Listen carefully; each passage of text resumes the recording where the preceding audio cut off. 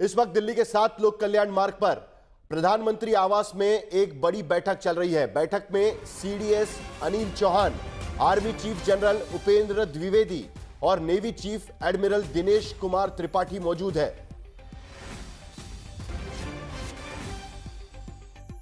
एक बार फिर कल जिस तरीके से सीज फायर हुआ, उसके बाद विदेश मंत्रालय की प्रेस कॉन्फ्रेंस होती है। उसके बाद पाकिस्तान के तरफ से एक बार फिर सीज फायर का वायलेशन होता है। उसके बाद भारत के तरफ से पाकिस्तान को कहा जाता है कि इसकी गंभीरता समझे और उसके बाद पाकिस्तान से हो रहे फायरिंग रुक जाती है। लेकिन पूरी स्थिति का जायजा लेने के लिए एक बार फिर 7 लोक कल्याण मार्ग पर यानी प्रधानमंत्री आवास पर प्रधानमंत्री बैठक कर रहे हैं। सीडीएस अनिल चौहान उसमें मौजूद है, army chief general Upendra Dwivedi वहां पर मौजूद है, navy chief admiral Dinesh Kumar Tripathi भी वहां पर मौजूद है। दरअसल राजनाथ सिंह इस वक्त लखनऊ में है और किसी और प्रोग्राम में है, लेकिन इनके साथ में सीधे प्रधानमंत्री की बैठक इस वक्त चल रही है।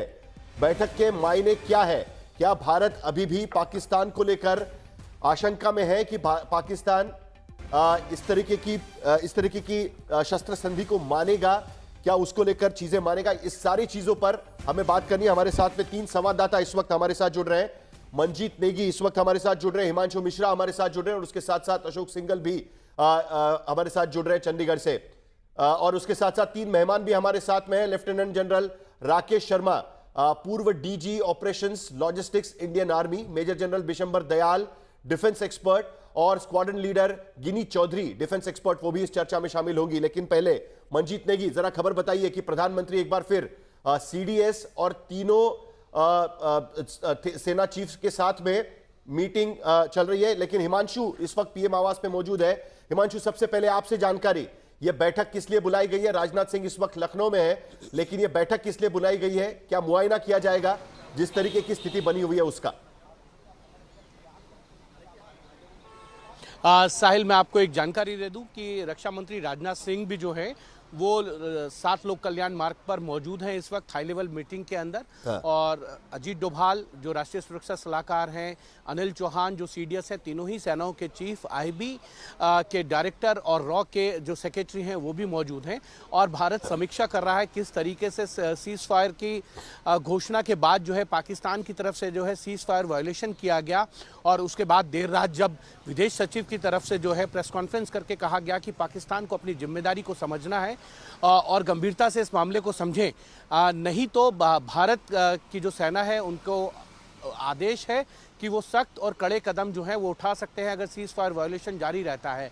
बहरहाल रात 9 बजे के बाद से कोई इस तरीके की घटना नहीं आई कि सीज फायर वायोलेशन हुआ है, लेकिन फिर भी क्योंकि पाकिस्तान की फितरत है, हम सब जानते हैं, और वो सीज फायर वायोलेशन जो है समय समय पे करता भी रहा है। तमाम संधियों के बावजूद जो है इस बार भी जो अंडरस्टैंडिंग हुई है उसमें सीज फायर को लेकर हुई है। लेकिन देर रात तक अगर वायोलेशन हुआ तो भारत इस पर नज़र बनाए हुए है और बॉर्डर पर जो डिप्लॉयमेंट था सेना का उसको अभी भी रखा हुआ है और उस पूरे मामले की समीक्षा की जा रही है। और साथ साथ क्योंकि कल देर रात जो है पाकिस्तान के प्रधानमंत्री जो हैं शहबाज शरीफ, उन्होंने प्रेस कॉन्फ्रेंस करके ये बताया कि अटैक जो है भारत की तरफ से हुआ और उन्होंने अपनी एयरफोर्स और सेना के जो चीफ हैं उनको बधाई दी और देश की जनता को ये कहा कि ये हमारी जीत है, विक्ट्री है। हमने राफेल जो है ध्वस्त कर पूरा दोष थोपने की कोशिश पाकिस्तान की तरफ से कल भी की गई थी। शहबाज शरीफ कल जो राष्ट्र को संबोधित कर रहे थे उसमें उन्होंने सीधे तौर पर भारत पर इसका पूरा भारत पर बोझ डालने की इसके बारे में कोशिश की। मंजीत नेगी इस वक्त हमारे साथ में। मंजीत,